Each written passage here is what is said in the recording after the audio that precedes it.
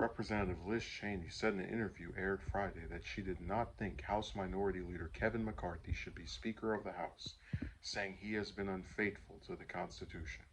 My views about Kevin McCarthy are very clear. The Speaker of the House is the second in line for the presidency. It requires someone who understands and recognizes their duty, their oath, their obligation. Cheney told ABC News' Jonathan Karl in an interview on The Week when asked if the country would be better or worse off if McCarthy was the next House Speaker. And he's been completely unfaithful to the Constitution and demonstrates a total lack of understanding of the significance and the importance of the role of Speaker. So I don't believe he should be Speaker of the House. And I think that's been very clear. Cheney's comments come just days after she lost her primary to attorney Harriet Hageman, who received endorsements from former President Trump and McCarthy for Wyoming's lone House seat. The Wyoming incumbent has drawn the ire of Trump and top Republican leadership for criticism of the former president and for later serving on the House Select Committee investigating the January 6, 2021 Capitol riot. So this is really interesting because I did forget that McCarthy endorsed her opponents.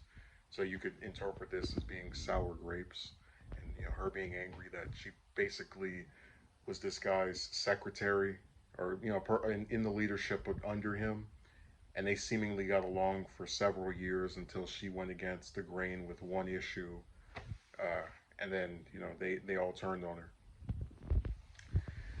But I agree with the criticisms because I do think McCarthy is a coward.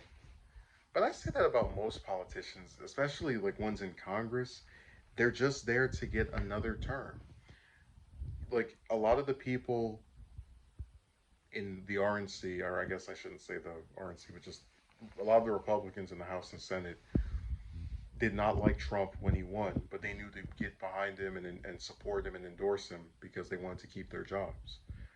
Um, Plus, also when he became president, he started to do conservative things that they would have liked anyway. They just cry about decorum and rhetoric and all the rest of that stuff doesn't matter. So I don't really see McCarthy as being any worse than the rest of them. He's a guy who wants to become speaker by any means necessary, furthering his career at all costs. So he's going to play second fiddle to a person who, when they lost the presidential election, like a lot of other people have, decided to go the route of supporting a coup to get the results overturned. I mean, we just live in an era where there's a lot of cowardice and people who are supposed to be leaders, right? These elected officials, you can't trust or even count on any of them to stand for the stuff that they claim they do. Because you can bet that if Biden had lost and then he was saying, "Oh yeah, I support a coup," which he probably wouldn't because he's half asleep most of the time, you would see McCarthy and every other Republican talking about how illegal what he did was, and he doesn't follow the Constitution, and the Democrats are going to be run off a cliff alongside him with doing this illegal stuff.